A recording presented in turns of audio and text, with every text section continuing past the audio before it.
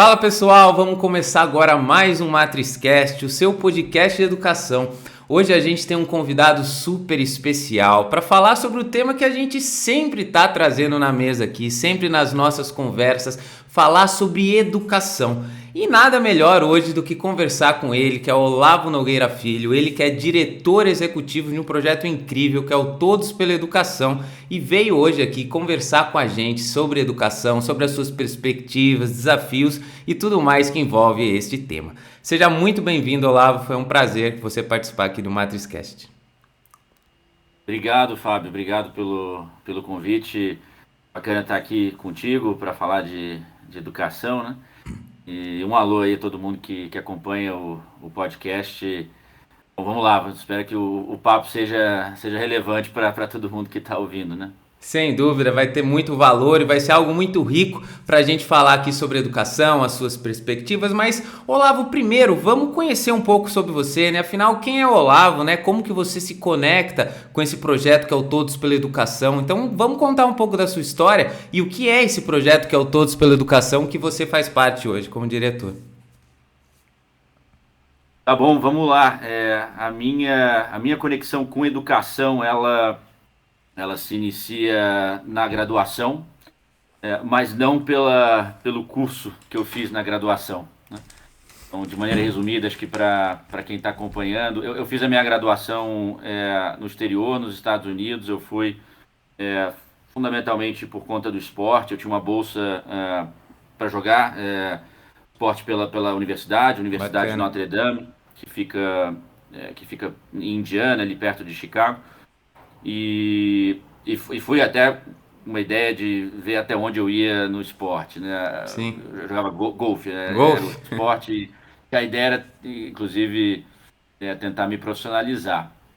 Lá para o terceiro ano da graduação, esse caminho da profissionalização começou a ficar um pouco mais distante, portanto, comecei a prestar mais atenção no plano B, né?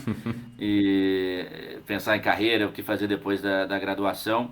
Eu vinha cursando e terminei o curso de administração de empresas, ou seja, nada Sim. relacionado com educação, né? Mas eu sempre, melhor dizendo, acho que adolescente, ainda no ensino médio, comecei a me interessar bastante sobre temas relacionados a desenvolvimento social, a pobreza. E aí na universidade eu tive a oportunidade de aprofundar um pouco esse interesse. No terceiro ano da graduação, onde eu começo de fato a explorar um pouco mais esse interesse, e aí Sim. um mundo acaba se abrindo para mim, inicialmente por meio dos livros, e depois a partir de duas experiências associadas à universidade, experiências pessoais e muito práticas, de poder de fato ver com meus próprios olhos e poder ouvir com meus próprios ouvidos é, pessoas que estavam em situação de extrema pobreza, né? No primeiro momento, fora do Brasil, na Guatemala, onde eu morei por quase um mês e meio durante a universidade, um projeto voluntário. E Sim. ali me abriu, em grande medida, me abriu os olhos para uma realidade que eu até então não tinha vivenciado, né? Sim. E depois, logo que eu tinha me formado da universidade, um projeto no Rio de Janeiro, aí esse sim específico de educação.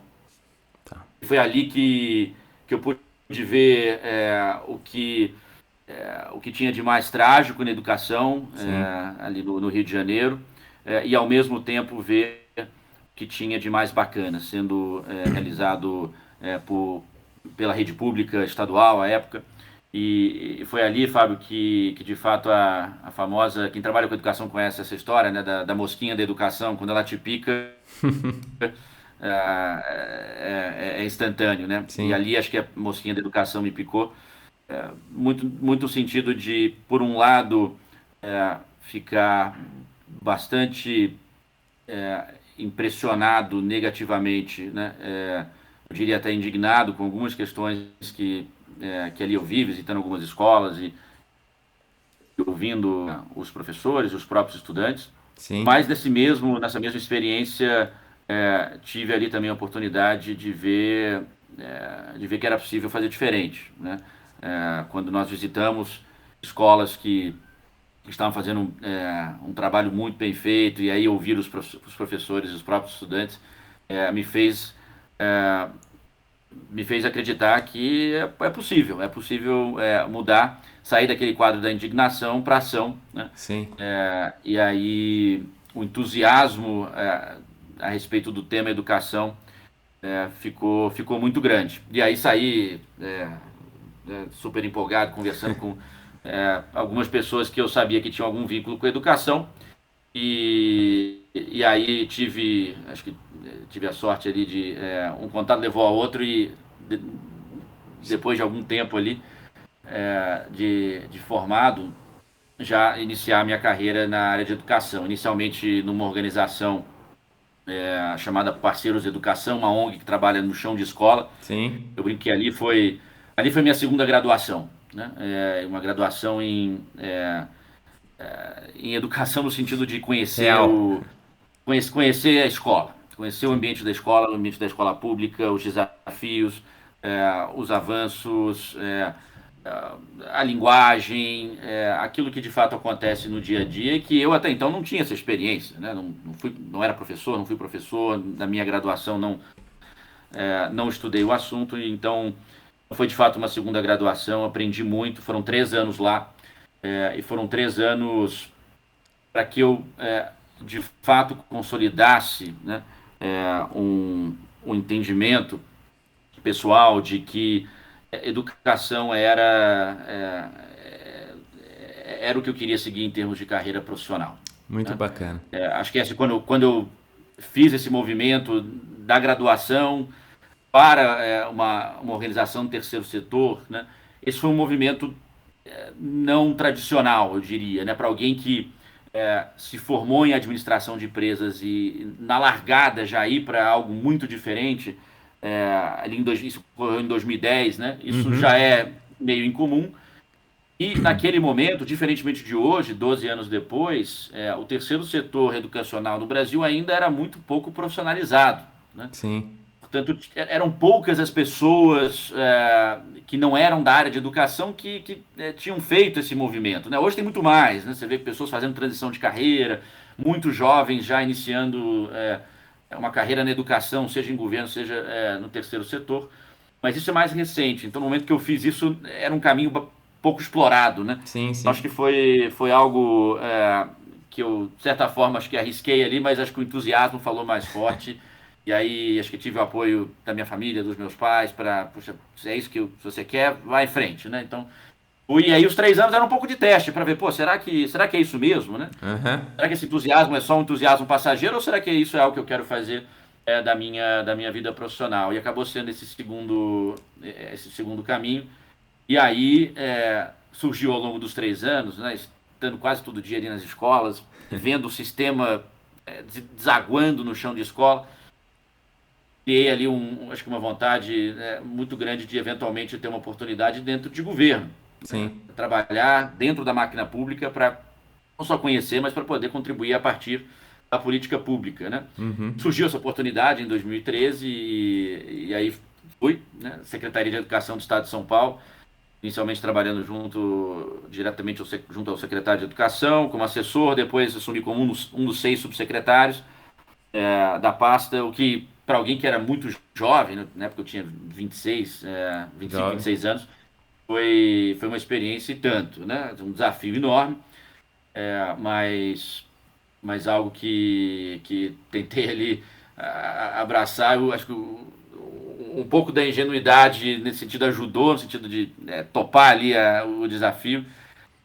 Acho que era uma bucha muito grande, mas foi muito bom. A gente estava com um time, grande parte do tempo que eu fiquei lá, fiquei 3 anos na secretaria, um time muito bom, um secretário excepcional, o secretário Hermann Wurwald, e aí fiquei na secretaria até meados de 2016, né?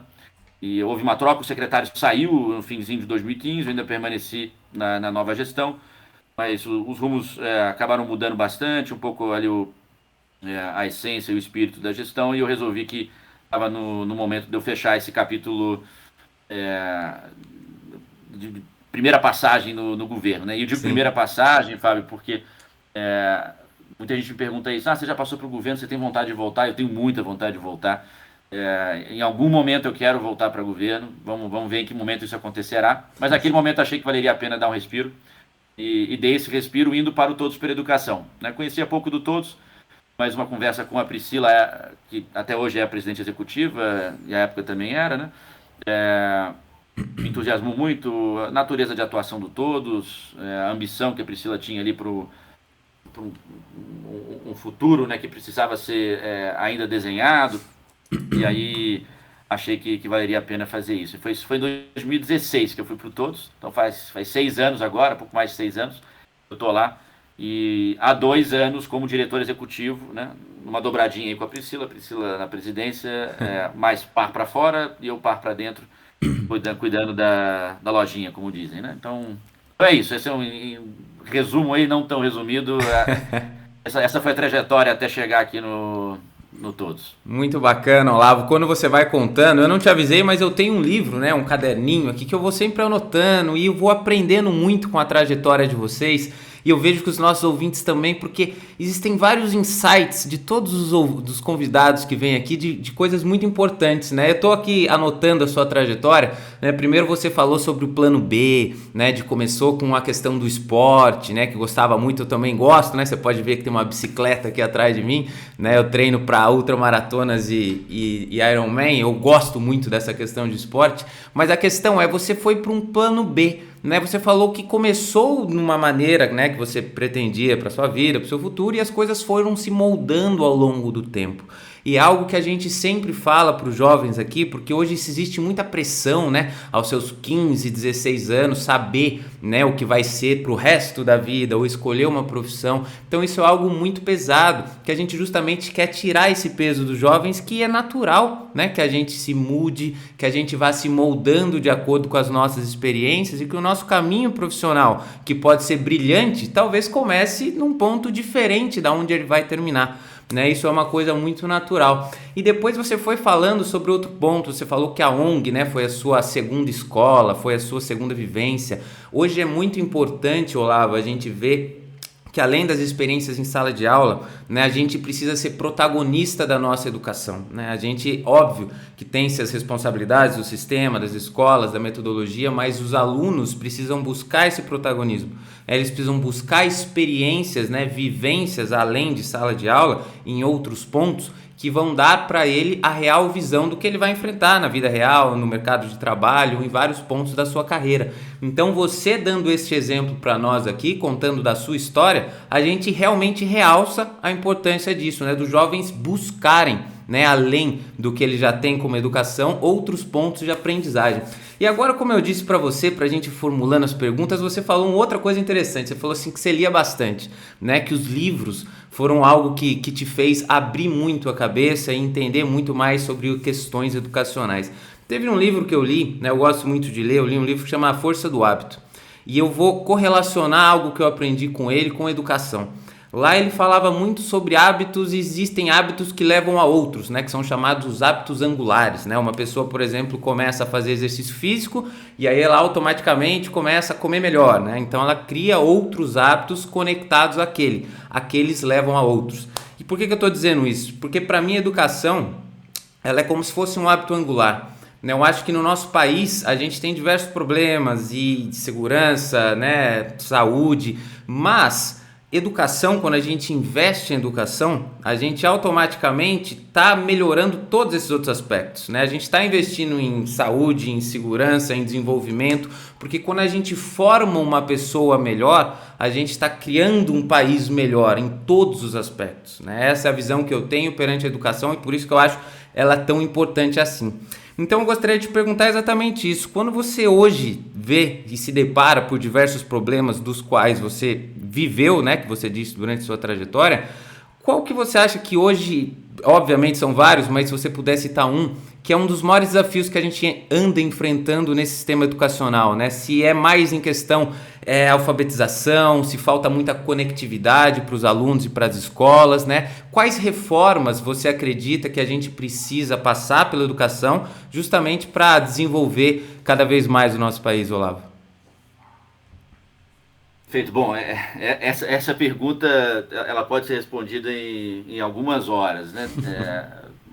O tamanho do desafio realmente não é pequeno. Mas eu diria o seguinte, Fábio, eu acho que para a gente, acho que ter um bom entendimento sobre o que precisa ser prioritário na educação, é sempre importante começar essa resposta com um pouco de contexto, né? Sim, E aí evitar que a gente caia naquilo que aqui no Todos a gente tem chamado de mitos derrotistas, que são algumas falsas crenças que, por razões múltiplas, ao longo dos últimos anos, foram bastante alimentadas pelo debate público, por alguns formadores de opinião, né? E essas falsas crenças, elas são importantes de serem identificadas e derrubadas, porque elas são crenças paralisantes. Eu vou dar um exemplo aqui de uma falsa crença que volta e meia ela surge no debate educacional e que dialoga com isso que eu estou falando. A ideia de que em educação pública o cenário é de terra arrasada, de que não tudo é um desastre, não tem jeito. O Brasil está há décadas falando sobre isso, mas não consegue avançar, né? Talvez um outro ouvinte já tenha ouvido isso, manifestações de formador de opinião e outras personalidades. Isso é falso, porque quando você olha para os dados, né, e quando você olha para o filme da educação básica brasileira, principalmente o filme das últimas 3 décadas, pós-Constituição Federal de 88, né, em múltiplos indicadores, né, o que a gente observa é que houve avanços, né? Então, alguns exemplos, né? A gente conseguiu, ali na década de 90 e entrando nos anos 2000, finalmente fechar o capítulo da exclusão escolar, né? No sentido mais amplo aqui, principalmente no ensino fundamental, né? Garantir que sim. todos os estudantes tenham acesso à escola. Não sei se os jovens já ouviram esse dado, e ele é um dado importante porque tem muita gente que fala, são pessoas mais velhas, na minha época a educação era boa, Sim, sim. Já ouvi várias os vezes. nossos pais, nossos avós, né? Só que eles esquecem de dizer, né, que em 1970, para pegar aqui um marcador, né, nós tínhamos 52% das crianças e jovens de 4 a 17 anos, né, no Brasil, 52% fora da escola, né? Não tinha acesso, né? Então, essa história de a escola era boa, ela era boa para poucos, né? E quem tinha acesso era por meio de processo de seleção, então era um sistema altamente excludente, sobretudo para as populações mais pobres, né? E isso, claro, é parte importante da explicação a respeito da desigualdade social que o Brasil tem hoje, né? Então, acho que esse é um primeiro ponto da gente entender que assim, houve avanços. Na década de 90 e anos 2000, a Sim, gente conseguiu finalmente fechar esse capítulo do acesso. Mas há também avanços recentes sob a ótica da qualidade. Então, por exemplo, a gente conseguiu aumentar drasticamente o percentual de jovens que concluem o ensino médio até os 19 anos. Isso salta de algo em torno de 50% ali, fim da década de 90, para algo como 80% nos dados mais recentes, né? Outro indicador importante tem a ver com a diminuição das taxas de repetência, né? Avanços importantíssimos em sim. escala nacional. E aí, quando o assunto é aprendizagem, que é o grande desafio, já vou falar sobre isso, né? Mesmo nesse indicador, houve teorias significativas. Dá um dado aqui para o pessoal que está acompanhando. Em 2007, tá? Quando você olha o percentual de alunos com aprendizagem adequada ao final do 5º ano do ensino fundamental, ou seja, a gente está falando das crianças de 11, 12 anos, né? Esse dado, em 2007, ele girava em torno de 20 e poucos por cento, tá? Em língua portuguesa. Sim. Em 2017, ou seja, 10 anos depois, né, esse dado já está próximo de 60%. Sim. Um avanço expressivo do ponto de vista do Bastante. filme. Em matemática, a mesma coisa. Agora, e aí a gente chega no desafio aqui, Fábio. O problema é que a fotografia ainda é muito crítica.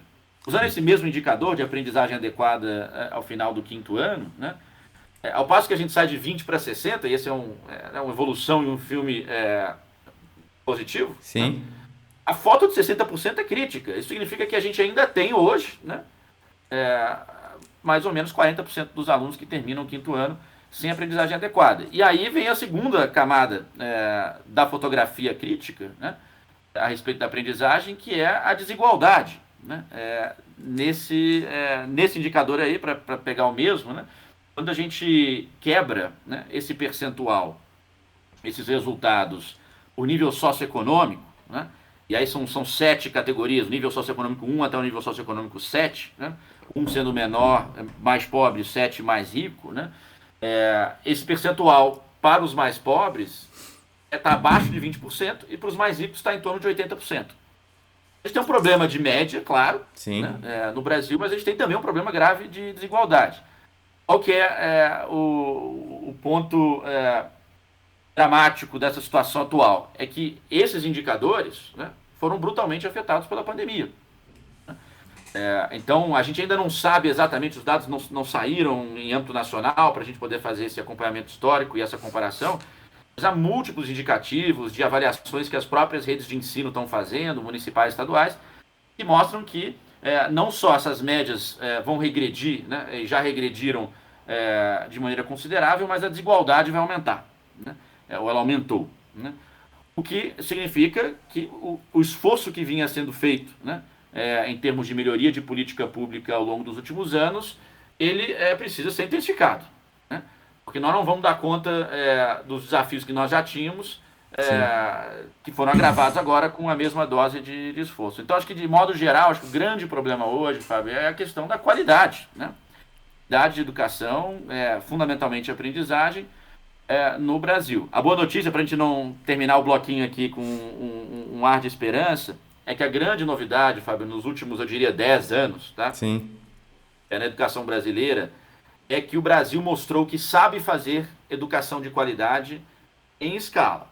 Nós temos hoje algumas redes de ensino de grande porte, Ceará, Pernambuco, Teresina, Coruripe em Alagoas, que conseguiram, num período de 10, 15 anos, promover transformações significativas a nível de sistema. Então são todas as escolas que estão avançando, redução de desigualdade, melhorias significativas dos indicadores, que mostram, portanto, que é possível, mostram que é possível fazer em cenários mais adversos do ponto de vista socioeconômico, né? E mostram, sobretudo, que é possível fazer isso dentro de um escopo de tempo razoável. Né? Esse é outro mito, inclusive, né, Fábio? Aquela coisa, não, melhorar a educação demora 50 anos. Não é verdade. As experiências brasileiras mostram que é possível, num período de 10 a 15 anos, com boas políticas públicas, bem formuladas, bem implementadas e com continuidade, fazer a diferença. Então, eu emolduraria aí o quadro mais ou menos nessa linha. Muito bacana, Olavo. Muito interessante você trazer os dados, né? Eu confesso que eu não tinha essas informações, não conhecia esses dados. São importantes e baseados inclusive neles, me deu um insight para nosso próximo tema, né? Eu acho que assim, com certeza a questão da desigualdade é algo muito importante e é um problema, né? A gente já teve outros convidados, né, que contaram experiências em escolas que não tinham, né, tantas conectividade, tanto acesso como, por exemplo, o estudante de uma rede particular tem, ou enfim. E isso tudo mostra, né, e exemplifica, né, as dificuldades que se tem em questão de desigualdade.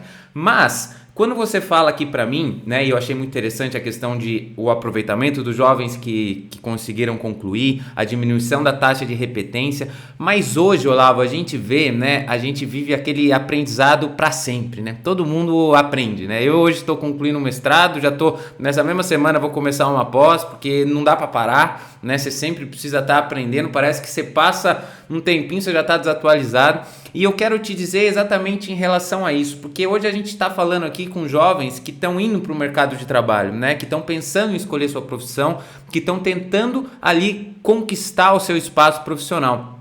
E a gente vê que as oportunidades, né? A gente vê que muitos jovens encontram dificuldades, outros para outras áreas você até tem uma facilidade, mas isso está 100% atrelado a habilidades que eles possuem ou não. E o que eu quero te dizer? Hoje em dia a gente vê muito sobre tecnologia, né? Hoje em dia a gente vê muito sobre habilidades de comunicação. a gente vê muito sobre vendas, né? Aprendendo a vender, sobre importâncias de educação financeira, que são contextos que não estão 100% adequados à metodologia tradicional do ensino. Qual que é a tua visão, Olavo, sobre a importância dos jovens, né, e do próprio ensino inserir ou começar os próprios jovens a buscar esse conhecimento pensando no mercado de trabalho? Né? Porque quando ele for ali para ser um profissional, para se adequar ao meio do mercado de trabalho, talvez ele ainda vai precisar, né? Talvez se ele não souber da tecnologia, se ele não tiver uma boa didática, uma boa comunicação, essas skills, né, essas habilidades, talvez fazem falta para ele quando ele for no mercado de trabalho.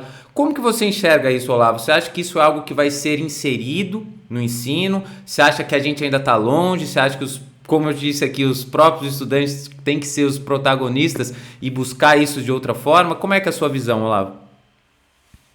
Olha, eu diria o seguinte, eu acho que nas boas experiências, sobretudo de ensino médio, vou concentrar aqui no ensino médio, né, que a gente tem no Brasil experiências mais recentes, e talvez o caso mais famoso seja a escola de tempo integral de Pernambuco, que inclusive virou objeto de replicação já por vários estados, ainda em fase embrionária em alguns estados, mas em Pernambuco já 70% das matrículas estão nesse modelo de escola. Você tem no Ceará já 50%, Paraíba 40%, Espírito Santo também bastante avançado.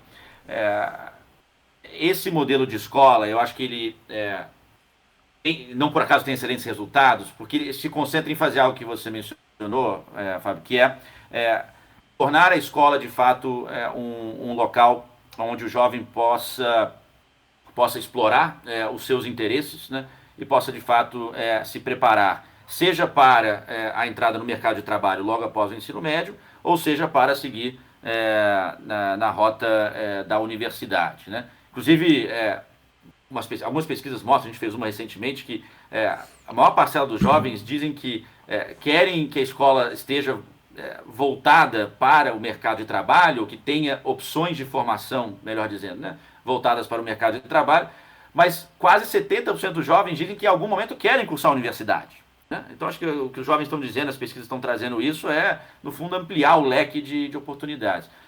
Voltando ao caso pernambucano, acho que você tem ali uma escola que está, de fato, voltada para o projeto de vida dos jovens, estimular o protagonismo dos jovens, fazer com que a escola, né, se adapte ao projeto do jovem e não o jovem ter que se adaptar à escola, né? Isso é sutil, mas acho que é algo que esse modelo pernambucano que está sendo replicado em outros lugares, de fato, consegue fazer.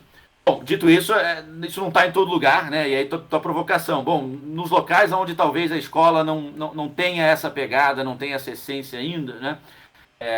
Como é que faz, né? Eu acho que você está certo em dizer, Fábio, que a parte importante do avanço, acho que profissional, né, tá no protagonismo, né? Não à toa a Escola de Pernambuco fala sobre isso, né? O protagonismo dos jovens, né? De correr atrás, de ir atrás, de buscar e explorar. Aí você mencionou algo no outro bloco, inclusive, né? Sobre a importância do conhecimento, né? Para poder trilhar, né, uma carreira profissional com sucesso, né, entre aspas aqui, né? Sim. E aí eu destacaria, assim, dar conselho é muito complicado, eu tenho até um certo receio, Fábio, que primeiro que eu acho que conselho bom a gente dá quando perguntam, né? Então, isso é o primeiro. E segundo que eu acho que conselho bom quem pode dar é quem tem muita bagagem mesmo, trajetória de vida, sim, seja pessoal, profissional.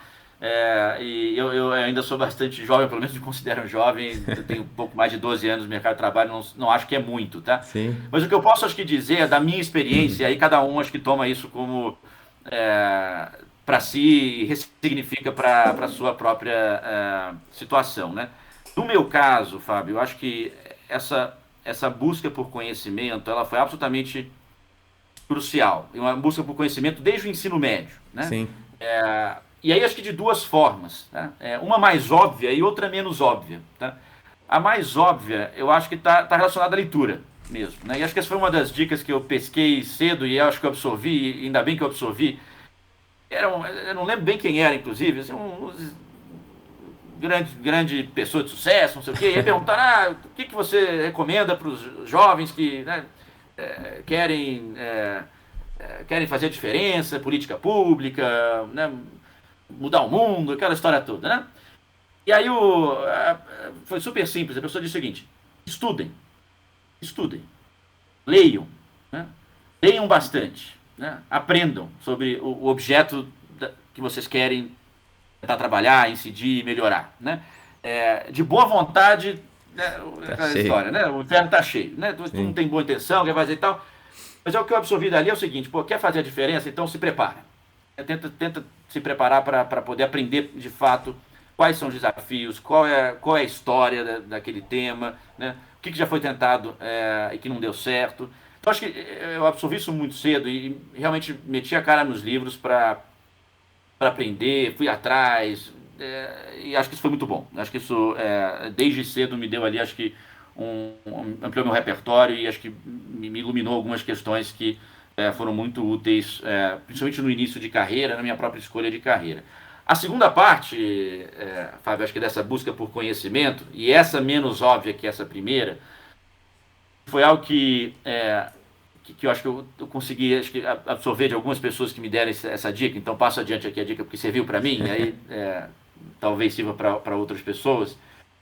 E é aquela história de converse com gente mais velha, converse com gente que já passou por uma trajetória profissional, né? E aí tem uma frase que é ótima, acho que muita gente talvez já tenha ouvido, aquele negócio, né? Sempre importante aprender com seus erros, né? E se você não faz, você não vai errar, né? Sim. Só que tem a continuidade disso, que aí eu acho que é o pulo do gato, né? Melhor do que aprender com seus erros é aprender com o erro dos outros. Porque aí você não precisa fazer o erro, né?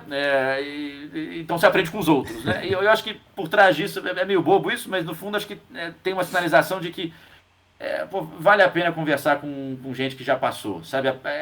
Inclusive para saber que muitas das ideias que a gente acha que são, né, inovações e ninguém nunca pensou nisso, no fundo muita gente já pensou, né?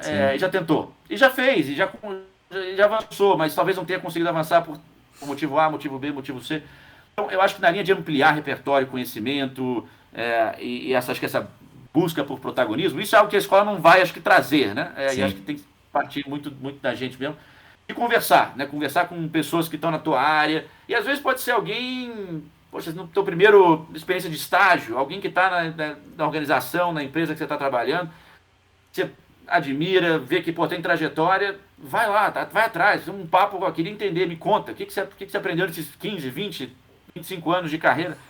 Isso foi muito útil para mim, Fábio. Eu acho que na linha de refletir sobre o que eu acho sobre essa coisa da exploração, do protagonismo, de ampliar o conhecimento para ampliar o leque, para ampliar a visão, para poder fazer, acho que, escolhas mais bem fundamentadas, vou dizer assim, né? Acho que essas duas facetas da busca de conhecimento, então estudar, meter a cara nos livros e essa outra que é conversar com a turma que tem experiência, né? Para mim isso foi, eu diria, decisivo nesses 12 anos de... Muito bom, lá você falando, e é interessante, eu sempre estou aqui, né, como aprendiz de todos vocês, eu vou conectando as histórias, a questão de ter um mentor, né, ela é tão importante. E eu vejo que hoje, né, a globalização e a tecnologia, ela te traz uma possibilidade muito grande, né? Talvez na minha época difícil, na sua época talvez também era mais difícil do que hoje, né? Hoje você tá ali com redes sociais, com LinkedIn, com e-mail, você consegue contato com muitas pessoas, né? Você consegue ter acesso a conteúdos através de podcasts, através de vídeos no YouTube, através de diversas outras plataformas, muito mais fácil do que você tinha antes, né? Então você tem uma chance, né? Você às vezes está uma mensagem de alguém que está onde você quer e que ela pode te encurtar alguns passos, né? Porque tem algo que o dinheiro não compra e não tem jeito, que se chama experiência. Você vai ter que passar por algumas coisas, você vai ter que sentir, você vai ter que entender como é na vivência, como você mesmo falou desde o começo da história, quando você foi para a ONG, né, quando você viu com seus próprios olhos a questão educacional, aquilo mexeu com você. Talvez se alguém tivesse te falado, você já iria preparado, né, mas você precisou viver aquilo. Mas a importância das pessoas te contarem isso é muito bom. Então a gente hoje, os jovens, tem a faca e o queijo na mão, né, para tentar Eu mesmo oriento muitas pessoas que às vezes querem entrar para o automobilismo.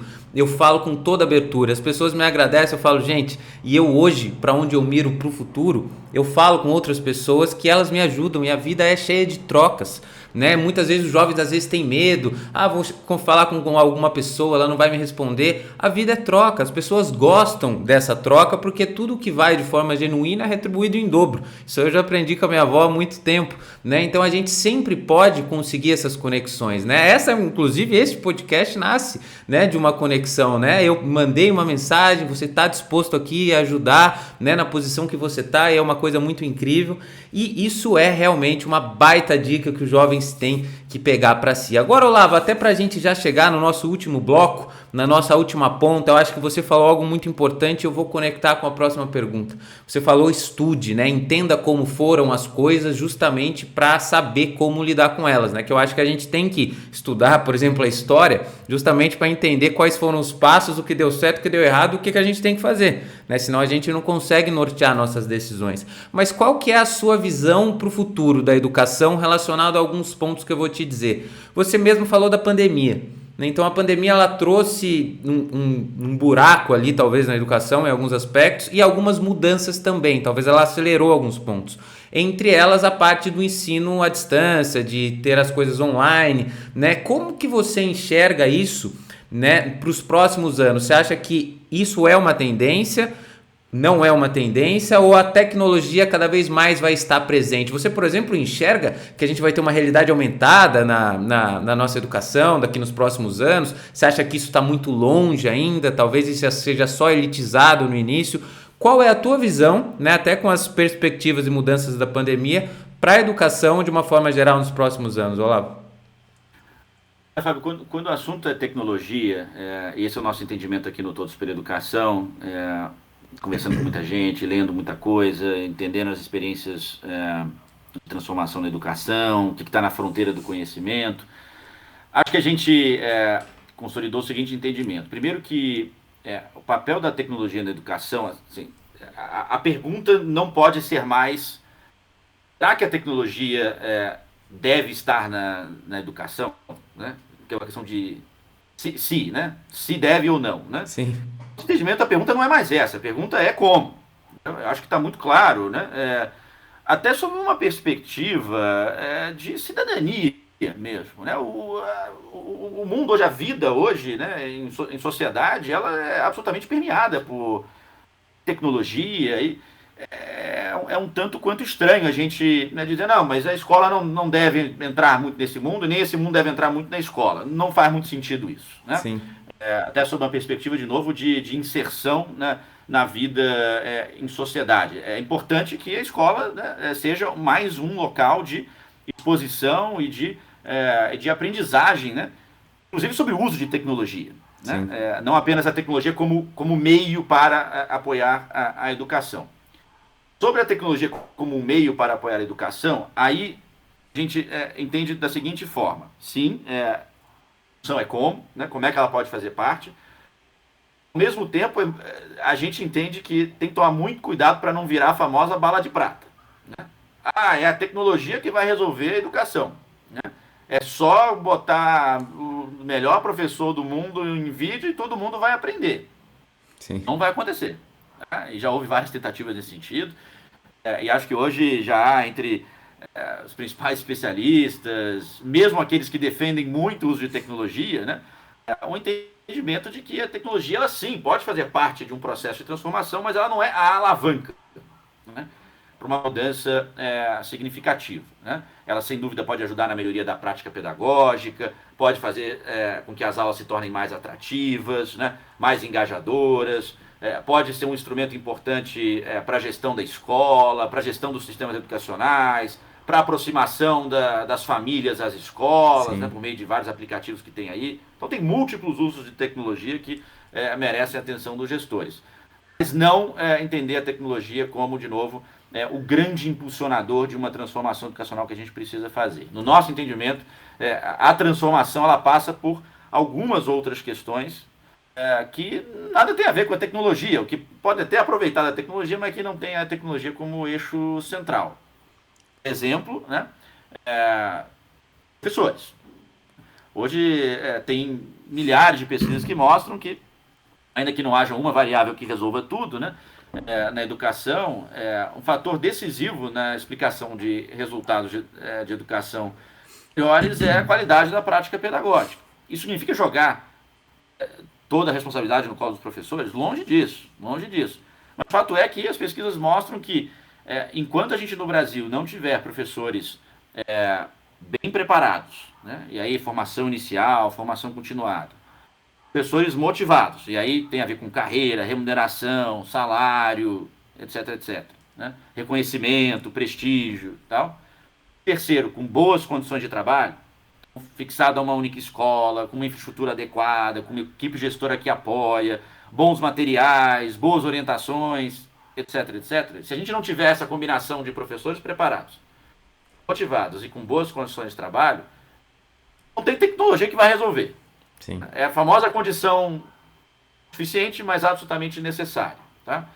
Então, esse é um ponto absolutamente central. Uma outra questão, Fabio, e aí isso você mencionou na nossa conversa prévia aqui, né, a dissertação do mestrado, que eu acabei Sim. de terminar, que virou livro, inclusive. Depois, quem quiser, bacana. Chama Pontos Fora da Curva, né, um livro pela editora FGV. E ali o que eu tento trazer é um pouco essa resposta à tua pergunta, olhando para as experiências de sucesso no Brasil, né, e confrontando essas experiências de sucesso com a literatura mais recente sobre o que precisa mexer, né, na educação para a gente poder, de fato, avançar. Então tem essa parte de professor. Tem uma outra parte, Fábio, que é algo muito falado, mas de maneira muito superficial, que é a gente conseguir melhorar a qualidade da gestão da educação. E aí quando você fala isso, aí muita gente fala assim, gestão da educação, isso é coisa de empresário, é só montar um plano estratégico, tornar a coisa eficiente e resolvido. Não é dessa gestão que eu estou falando. A gestão que eu estou falando também tem isso, tá? Sim. Também tem eficiência, também tem planejamento, também tem estratégia, tudo isso, tá? Tem também um outro elemento que tem a ver com liderança, tem a ver com mobilização das pessoas, tem a ver com engajamento, né, dos professores para se apropriarem com relação ao projeto de transformação. Tem a ver com garantir que as pessoas que fazem a educação acontecer, né, de fato se sintam pertencentes a um projeto, né, de educação, né. Isso exige uma gestão muito mais complexa, muito mais sofisticada, muito mais contemporânea, que tem visão sistêmica para enfrentar os problemas, que não entende que bala de prata vai resolver. Isso tudo passa, por isso que eu estou dizendo isso, passa por ter gente boa, né? Gente talentosa, gente a fim de fazer a diferença na administração pública, nos governos, em todos os níveis. Seja no órgão central, seja nos órgãos regionais, seja na direção das escolas. Eu acho que esse é um campo que acho que tem avançado muito, mas precisa avançar muito mais para a gente conseguir fazer a grande transformação na educação, é ter mais jovens interessados em seguir o caminho da política pública. De fato, e aí não necessariamente precisa ser dentro da máquina pública, tá? Acho que tem várias organizações do terceiro setor, academia, que podem ajudar, mas a discussão sobre política pública, pensar no nível macro, né? Como é que a gente melhora os processos na educação, como é que a gente melhora os currículos, como é que a gente melhora os materiais de apoio, como é que a gente melhora a formação de professores, como é que a gente melhora múltiplas políticas de alfabetização, desenho de escola, o ensino médio, por aí vai. Isso tudo é política pública. Para a gente transformar, precisa de política pública. E para fazer boa política pública, precisa de gente boa para pensar isso. Então, fica aqui minha provocação, se assim posso dizer, para jovens que estão interessados nesse campo. Tem muito desafio para fazer, tem muita coisa bacana, tem muita gente boa que já está lá. Então, é um campo realmente cheio de desafio, mas cheio de empolgação também, para quem quer fazer a diferença, sobretudo na educação. Muito bacana, Olavo. Incrível os pontos que você citou. Você inclusive falou aqui. Eu já completei todos os espaços livres aqui. Não consigo mais escrever na minha caderneta, mas você falar sobre os professores, né? Isso é realmente algo fundamental, né? É a grande estrela, né, desse ponto. É a parte tão importante da nossa sociedade, né? Minha mãe foi professora a vida inteira. né, do estado, ela é professora de física, inclusive, né, quando a gente cria a escola, ela deu aula aqui comigo na escola, e é algo realmente que me dá orgulho, né, ser filho de um professor, por exemplo. Minha avó também era diretora. Toda essa questão de educação tem que ser valorizada por todos. E o seu, né, a sua provocação, por assim dizer, que você disse, e é mesmo, é para que os jovens, como a gente aqui sempre fala de mercado de trabalho, a gente sempre fala de futuro profissional, tem um baita futuro aí para quem gosta de educação, né? Tem um baita problema para resolver, né? Tem tantas possibilidades e tantos caminhos que alguém que quer lutar pela educação na forma de construir um país melhor pode aí ter esses desafios. E sem dúvida tudo isso que você nos trouxe hoje aqui, todas as questões desde o começo, os ensinamentos foram algo de muita importância para os jovens, Olavo. Então, para a gente já falar os nossos tchauz, eu gostaria que você contasse onde a gente pode te encontrar, onde a gente consegue ver esse projeto aí do Todos pela Educação, se tem um site. Depois você me manda, eu deixo tudo aqui no link da descrição, e até o seu livro, que eu vou ler aqui, eu adoro os livros. Eu já vou ler o seu próximo livro aqui, eu já vou deixar na minha lista. Bom, mas vamos lá, ó. Quem quer saber mais sobre o Todos pela Educação, basta ir, o mais fácil é ir no Google, digitar Todos pela Educação e vai aparecer lá. O site é meio longo, www.todospelaeducacau.org.br. Tem bastante informação. A principal iniciativa hoje que a gente tá em andamento agora, que tem a ver com período de eleições e de mobilizar o debate público e principalmente os candidatos, né, para priorizar a educação, e principalmente uma agenda que possa transformar a nossa educação básica, se chama Educação Já. Então quem quiser colocar lá www.educaçãojá.org.br vai ver a campanha, vai ver todos os materiais, as propostas que a gente tem levado aos candidatos. Sim. Então, aí dá para conhecer bastante sobre o Todos. E aí quem quiser me escrever, aí tem todas as redes sociais, eu tô em quase todas, só não tô no TikTok ainda, Fábio, mas estamos pressionando para ir para o TikTok aqui, tá? Quem sabe em breve, mas no Instagram, no Facebook, no Twitter, LinkedIn, tá tudo lá. Mas também quem quiser mandar um e-mail fica absolutamente à disposição também. Passo aqui o meu e-mail profissional, fabioolavo@todospelaeducacau.org.br. Tá bom. À disposição quem quiser trocar mais ideia sobre educação, sobre política pública, sobre carreira nesse setor. Tô aqui à disposição para conversar. Inclusive, Fábio, você falou lá atrás, coisa legal, e para o pessoal jovem que você falou, às vezes a gente fica, vou incomodar alguém e tal. E eu achava isso quando eu era jovem também, tá? Vou escrever para essa pessoa, será que eu vou encher o saco dessa pessoa e tal? Às vezes eu não fazia, né? E hoje, estando um pouco nessa posição de, né, um pouco mais velho, né? Posso dizer para todos os jovens que, olha, é muito legal, tá? Para quem está na posição também de falar, contar, sim, a gente gosta de fazer isso. É legal a gente até refletir um pouco sobre essa nossa trajetória.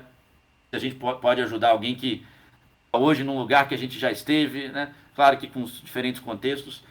É muito bacana poder fazer isso, é gratificante. Quem ganha, no fundo, né, Fábio? Sim. Quem ganha mais somos nós, né, com a interação, né? Sempre uma troca. Não se sintam desencorajados de procurar, pelo menos no nosso caso aqui, né, Fábio? Longe de ser um incômodo, de fato é algo que traz muito prazer. Então, de novo, à disposição aqui para quem quiser aprofundar a conversa. Muito obrigado, sem dúvida, Olavo, é uma troca, tudo na vida, né, é essa troca, você dá e recebe ao mesmo tempo, né, você ensina e aprende, eu acho que isso é algo que realmente, para a gente construir uma educação melhor, precisamos construir pessoas melhores, né, é isso que vai mover, né, o nosso mundo, a nossa sociedade, o nosso Brasil. E parabéns pelo seu trabalho, que desejo todo sucesso, né, para Todos pela Educação. Realmente lutem, é uma das causas mais belas aí que a gente tem, né, no nosso país, no nosso desenvolvimento. Tenho certeza aí que os nossos jovens aí vão se engajar e vão se interessar cada vez mais por educação. Eu gostaria de agradecer você também que ficou aqui até agora e aprendeu tanto assim como eu nesse grande episódio. Então, muitíssimo obrigado a você, ouvinte. Não se esqueça que semana que vem tem mais MatrizCast. Eu espero você aqui. Até o próximo episódio. Obrigado, pessoal. Obrigado, Olavo. Valeu. Obrigado, Fábio. Um abraço. Um abraço.